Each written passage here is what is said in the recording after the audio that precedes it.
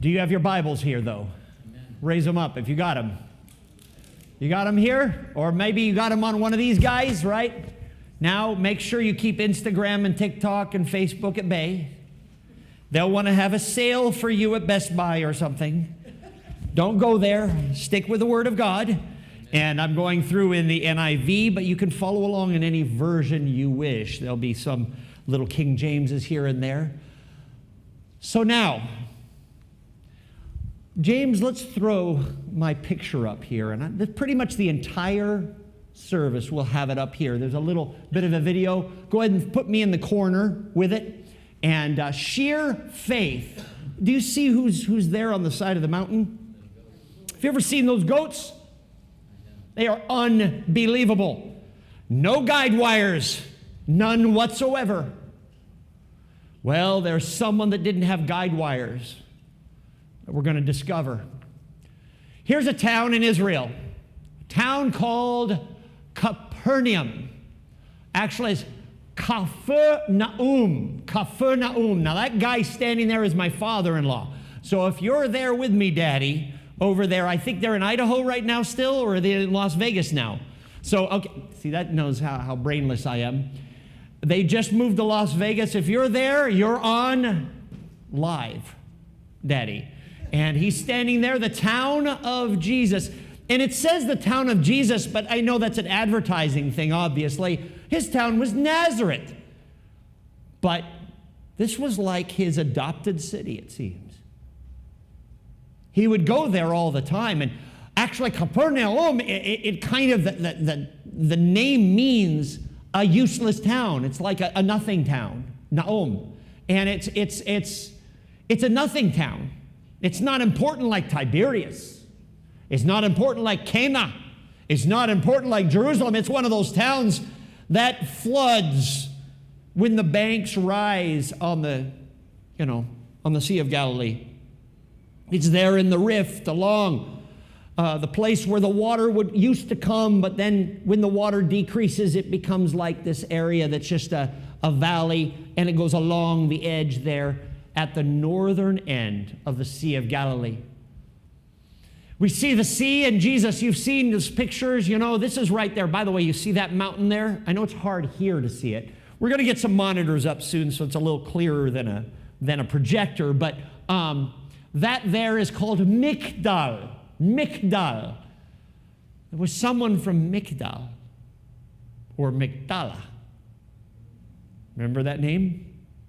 A lady named Mary of Magdala. That was a place that most of the servants would live there that would service Tiberias, the Roman city, right nearby, just that direction. Just right over here is Tiberias. And that boat comes across, and in fact, there's some beautiful, beautiful shots on the Galilee. We're going to be there, actually, right there, this beautiful location. But on that day, I wonder how it looked. I know to one person it didn't look so great. Well, who's that? Who's that there? James, you're in the back. He's a bit taller now. I did not tell him that I had his picture because he would have told me to take it off. But we continue on. And we have here, though, a location that now I want your minds to move to a different location. It goes up to the north and to the west. A place called Caesarea Philippi. We all know it if you've read the Bible. Jesus went there and he asked the people, his disciples, who do men say that I am? You remember that? Who do men say that I am? And interestingly enough, it is this location that was a center for worship. That grotto there is a worship center to Pan, the Greek god of music. Pan is the god that has these horns, and the feet like a goat, and the tail with the, what has become kind of the popularized devil look. And Jesus asked, who do men say that I am? But there was a woman that lived here. It was a well-to-do woman. And we find her in the book of Luke and in Mark. I'd like you to turn in Luke. Luke chapter, I believe it's 6. Let me see if I got it here. 8. Luke chapter 8. It's Mark 6. Luke chapter 8. And we're going to go to verse 40. Verse 40. Jesus had just come across the water from Gennesaret, which was on the eastern side of the Galilee. And then he lands there, and a crowd welcomed him. Verse 40. For they were all expecting him. Then a man named Jairus, a synagogue leader, a big politician, a guy that has his shoes shined well in the community, right? He comes along and he comes to Jesus and he fell at Jesus' feet and he started pleading with him, come to my house, because his only daughter, a girl about 12 years old, is dying. Okay. So Jesus, immediately, he obliges. You know, that's how Jesus was. You didn't need to have any special passes, even though this guy Jairus, he was important in the city. It's almost like he gets the press pass, you know. You know, there's the insiders and the outsiders in this world. It oftentimes has to do with friendships or who you know. Sometimes it has to do with ideologies. It has to do with politics. So Jairus fell at Jesus' feet, which was a good thing. That means he gives himself up. He says, Jesus, come help my daughter. My daughter is dying, 12 years old. Who here has a child? Raise your hand. Now, imagine your child is 12. Your girl is 12, and she's dying. So Jesus obliges immediately. So Jesus was on his way, and the crowd almost what? Are you hearing the text? It almost what? Crushed him. And a woman was there who had been subject to bleeding for how many years? 12. The girl's 12 years old that's dying, and this woman has been bleeding for 12 years. Bleeding for 12 years. A menstrual cycle that isn't a cycle. 12 years. Now, guys, I know we guys won't get this in the same way maybe a female does. But there are certain forms of cancer, there are certain polyps, there are certain things that happen that can create this kind of a terrible condition. I remember I baptized someone at one of my churches in the midst of it, and so she requested to have only her head baptized, and I'm good with that. until things are healed. She was going through surgeries and everything. But it was hard for her. It's something that in Israeli culture, in not Israeli, but in Hebrew culture, actually excludes the woman from the camp of Israel. It's called unclean. That's Levitical. And that law was set up with specific reasons in the desert for a purpose. The problem is sometimes the laws that are set up for a good thing sometimes become not a good thing, right? I mean, let's think about it today. We go to the bathroom not 40 paces away from our house. We now go to the bathroom in our house because we have a system that can, well, I would hope we have a system that works, right? If you don't, that's when you say, Pastor John, I'm not at church. The plumber's at the house right now. You know, we've had that before. The plumbing, got to get it out. Get everything now. I don't mean to get into it, but anyway. The issue is we, as human beings, follow the principles of the rules, not necessarily always the rules, because you're understanding the spirit of it. This woman was stuck on the outside. Therefore, she lived in Caesarea Philippi, which was not a Jewish community. Okay?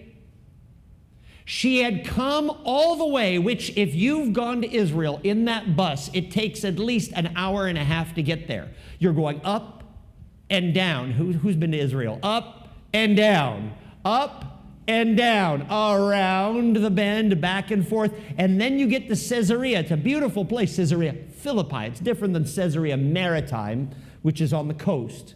And so she had come to Capernaum because that was his kind of adopted town. And if only, she says here, if only I can what? If I could only quietly touch the hem of his garment, it says in the King James. Let me modernize it. I don't have my talit here. I was too busy thinking about other things, but I have a talit with the little, let me see, is Matthew here? Matthew, do you mind going and getting the talit in the office right here? It's got blue and white and Hebrew words on it. Bring it on in so everybody can see what it looks like. It's underneath a few things there in the office, just right there. Thank you, Matthew. The deal is he was walking through the crowd and he saw these braids that are down the side of the prayer shawl of Jesus. And she says, if I could just touch them. Well, let's move now to Mark for a second, because I'd like to fill in the story a little bit. You know, Mark is Peter's gospel. Peter looks at it a little differently. It has some extra information for us. Peter knew someone who knew her. And so let me see here. It's Mark chapter 6, verse 25. Let me know when you're getting there.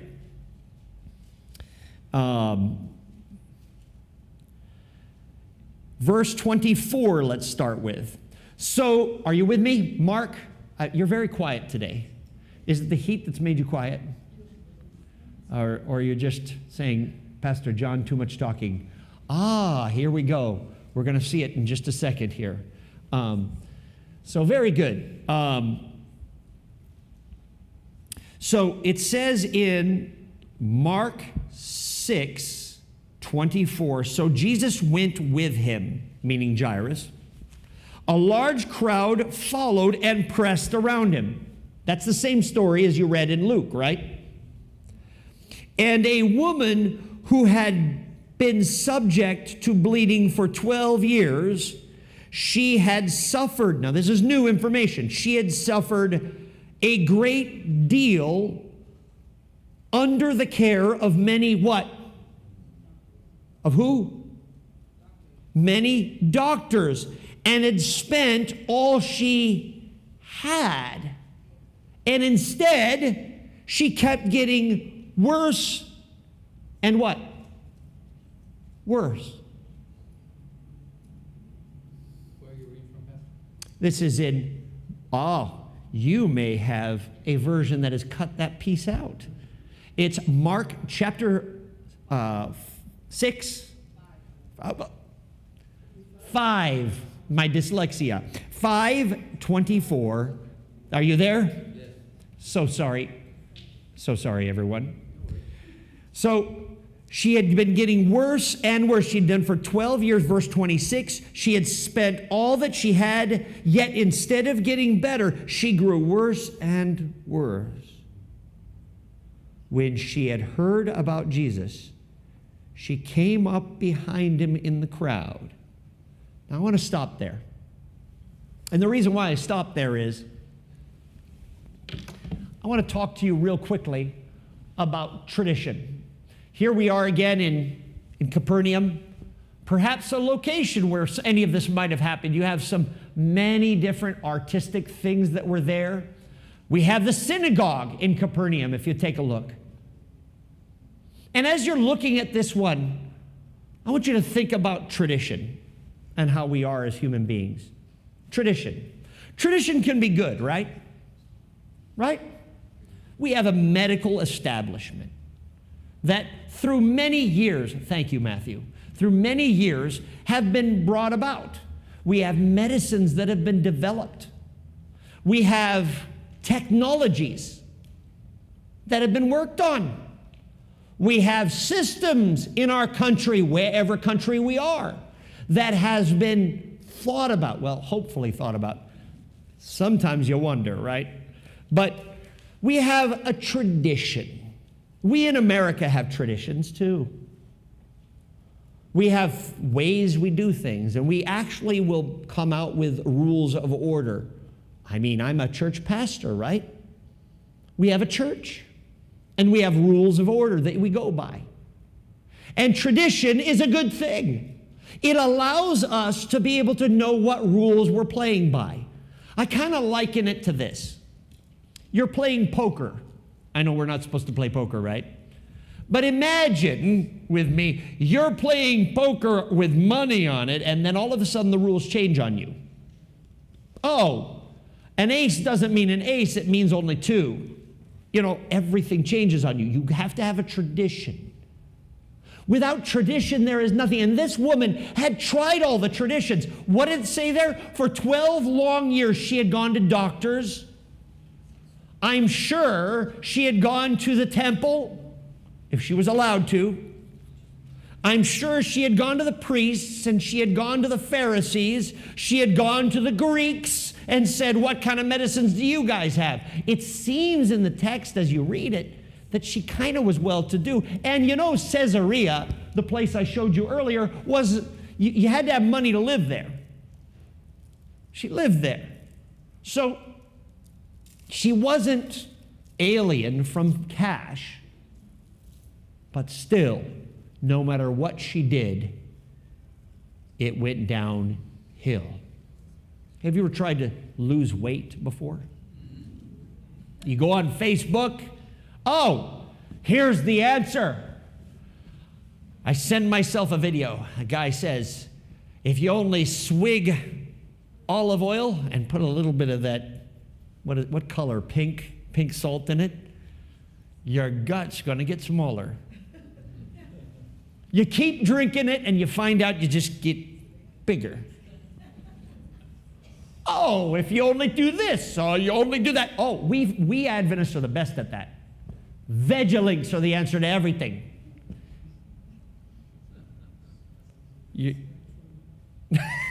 I hear that's not true.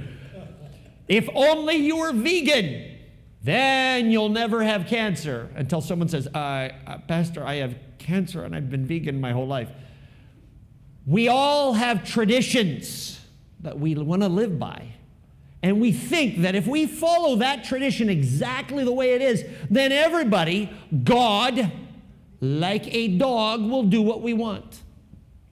Right? God, dog, you throw that. I'm going to pray for you, and I'm going to eat this, and you throw it on the floor, and he's happy. Roll over for me, God. Make my life better. Everything's going to be better because I did what was right. Oh, good, a good little dog. I know, sounds sacrilegious, doesn't it? We get sacrilegious all the time. We have our traditions, our things we believe. That should be the answer to all things. And those guys up in the halls of the religious organizations will sit there and say, if you only do this, this, and this. Of course, they haven't pastored for 35 years, you know. Or you'll have the presidents up there, oh, it's no problem. I've got economics guys, and I got this, and it just says everything's beautiful, everything's wonderful, right? And that's just how it works. In society, everybody knows the answer to everything. The only problem is they don't. Just like you and just like me, this woman had been bleeding and bleeding and bleeding. You know, the first year is bad. The second year, you start the apathy part. The third year, it's like the tiredness, the loss of blood constantly. Can I just get it done? Can this be over? Don't raise your hand, but have you felt like that with God sometimes? God, where are you? And so, the reason why I have this building up there, we see the look of tradition there, right? The beautiful tradition. And we can see some of the modern traditions that exist in Capernaum. Just right over here is a church that's over the top of the old house of St. Peter, what people believe is St. Peter's house. You see this area where so many people lived, and they came and they wanted a healing, and Jesus healed them. But this woman did not feel comfortable to even let anyone know. You know why? Because she was unclean. She didn't want anyone to know she was unclean, because she'd be thrown out, wouldn't even have a chance to see Jesus. Is Jesus going to tool by her house? No. I've spent all my money, and yet I have never received healing. It's so wonderful to live in a time where the medical world has become better. Amen. Yeah, that's wonderful. The only thing is, sometimes the medical is still stumped. I know this. Both of my sons have cystinuria, and a lot of medical people have no clue what that even is, and they misdiagnose and mess up sometimes. Tradition is good. But, well, let me go to the Bible for a second before we continue. I'd like you to turn in Acts with me. I think it's Acts chapter 5. Let me make sure. Yes, Acts chapter 5, verse 29. Peter says something amazing. We oftentimes use this inside of our evangelistic meetings, but let's look at it as something that's for us. Peter says, when the Sanhedrin says he's not supposed to preach, right? Right? Okay, the Sanhedrin says, stop. Peter and the other disciples replied, verse 29 of chapter 5 in Acts, we must obey God rather than people, than man. It says, in New International, it says human beings. Same, right? We must obey God rather than people. Tradition is people. We create traditions that are sometimes based on wonderful things, and they're very smart, and they're based on laws and rules that are important. But God sometimes has to take that tradition and smash it apart. In fact, in the book of Jeremiah, there's a place, and I'm not going there right now, but just trust me on this. Jeremiah chapter, I think it's 29 or something like that. God says to Jeremiah, I never gave you the laws on the sacrifices. And of course, the way to translate, the translators say, wait a minute, but he did give the laws in Leviticus. How do we translate this? So how we did it is, well, how many translators says, I did not only give you the laws.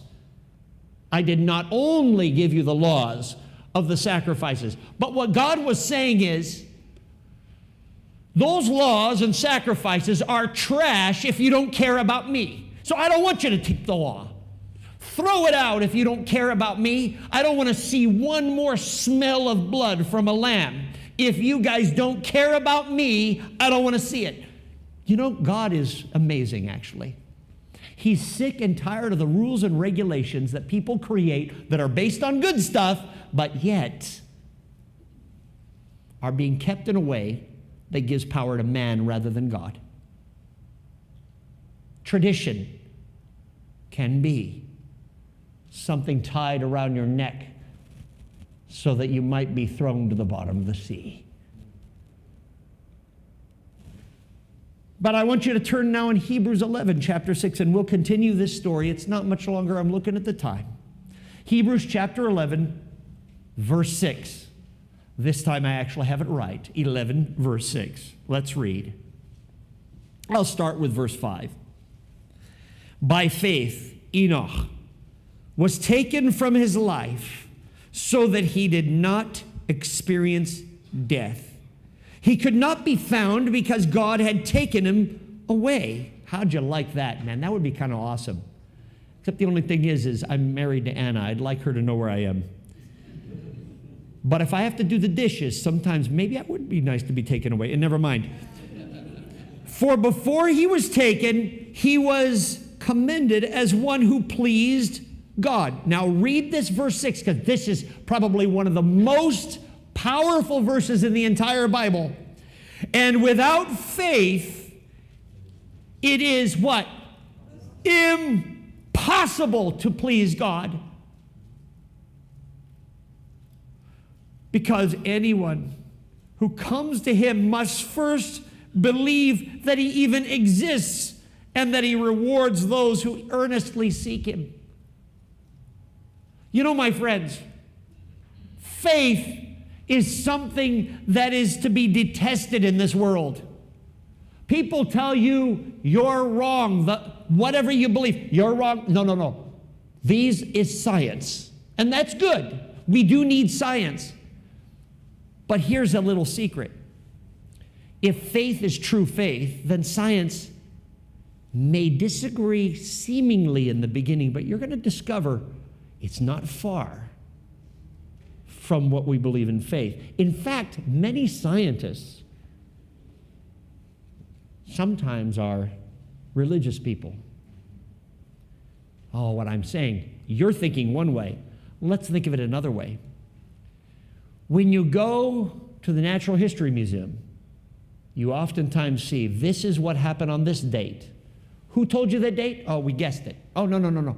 It's hypothesis, meaning a guess. Oh, no.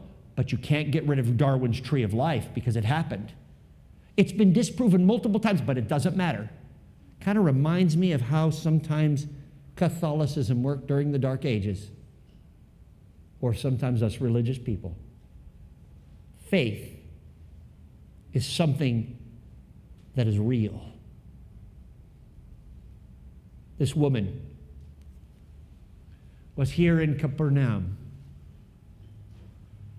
and she stretched herself out there in front of that beautiful Sea of Galilee. She stretched her body out, meaning her arm, and stretched through the crowd. Remember the pressing. And this talit, see that?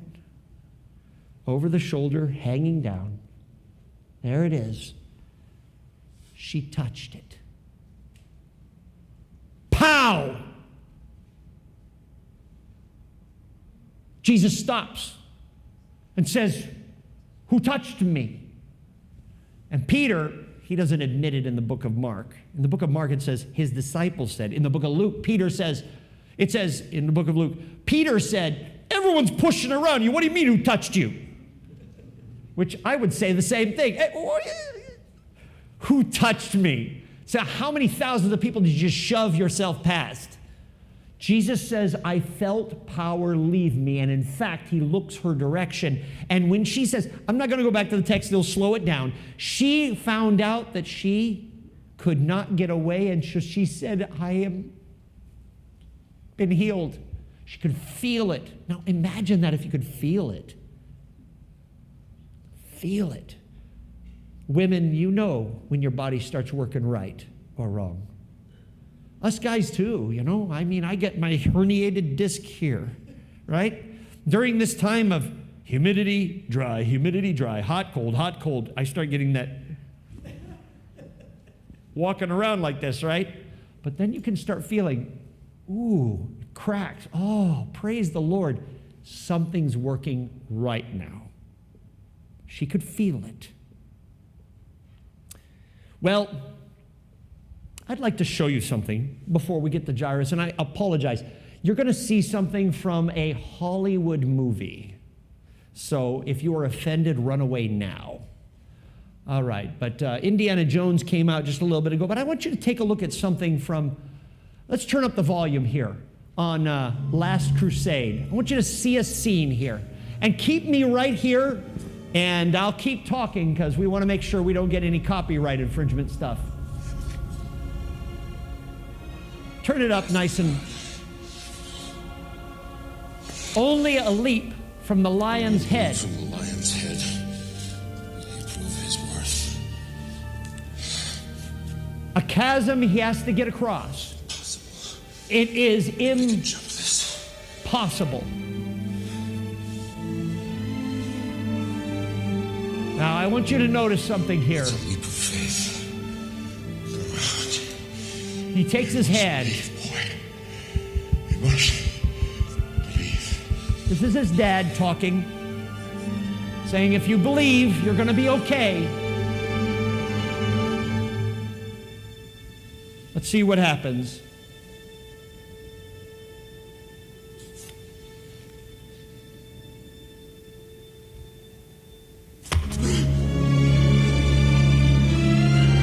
Now, of course, this is Hollywood and the first bits of digital animation, so you're going to get a little interesting look here, but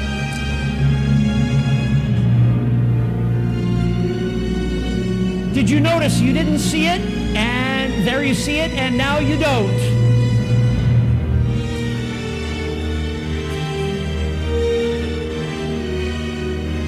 The amazing thing about faith is that faith is oftentimes right in front of our eyes. I love it. Steven Spielberg has to play with it a little bit. He has a great time, and now we've got enough of Indy. We've had enough of him. My friends, faith, and the answer is oftentimes right in front of our eyes, and we don't even know it. Did you know that? Jairus' daughter, Jairus finds out from the servants that Jairus' daughter died. Don't bother the master anymore. Remember that? And Jesus grabs him and says, don't fear, believe. Two people walked away from that moment. One who had been bleeding for 12 years and is healed, and another one who was about to have his daughter back, who was 12 years old and had died and came back to life. You know, faith is being certain of what we do not see, right? Being sure of what we hope for, but not our hope, but His. Notice that. I want you to take a look at that word faith there. There's something I did to it. Because last week, or not last week, I snuck away last week to have a little bit of rest. The week before, I talked about the eye problem, didn't we? You remember that? We all have an eye problem. Notice how big I is here. I am smaller than Christ. Are you experiencing in your life stuff that is crazy? Stuff you shouldn't be experiencing. Stuff that you don't deserve. Stuff that is hurtful. Or maybe you deserve it, but you're now trying to find your way back to a better place in your life. I don't know where you stand, but I have good news for you. Faith, it doesn't take reading to be able to have faith. It doesn't take a doctoral dissertation to have faith. Sometimes you lose faith through that, unfortunately, at times. Faith is something that a child can have. It's like a mustard seed, a small little seed. But when it germinates and when those roots start to grow out, that tree becomes big. And all the animals in nature find their way into it. The birds and even the tigers and things lay on that tree because faith works, my friends. What I'm asking you to do is to forsake tradition. I'm not saying that tradition is bad. It's good if it's based on faith. But if your faith is only based on your church, your denomination, your country, your family, those things will crumble. They will go away, just like the Roman Empire. Now, vines grow on the side of the Colosseum until someone has to tear it away. Life comes from faith. God bless you all.